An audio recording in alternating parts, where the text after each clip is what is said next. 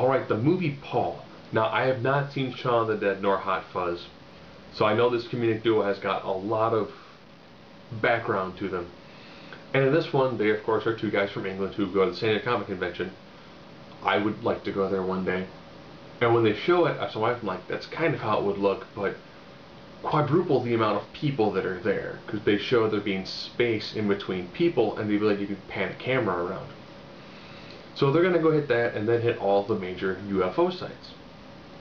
And of course, on their way, they run into Paul. Paul, of course, is an alien voiced by Seth Rogen, who is essentially trying to find his way home.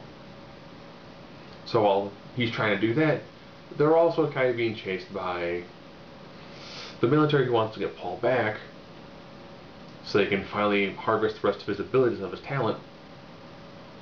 And they do little hints back and forth that, Paul has spent quite a few years helping to influence modern culture, as well as the perception of what aliens should look like. And they do mention that he actually gave Steven Spielberg the idea for E.T. Interesting part, they do throw in lots of little side notes. They do go into a bar. This is kind of a redneck bar.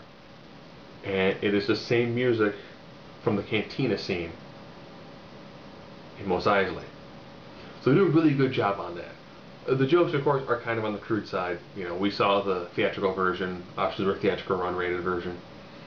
They do also kind of drag a Christian through the mud, but it's something you kind of get used to in most movies.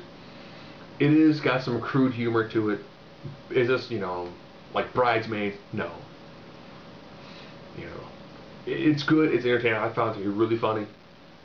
I thought that the two of them, while trying to go through their whole, we're science fiction writers, we're huge nerds, the hero with an alien, and it should be the absolute time of their lives. And it's just kind of bizarre.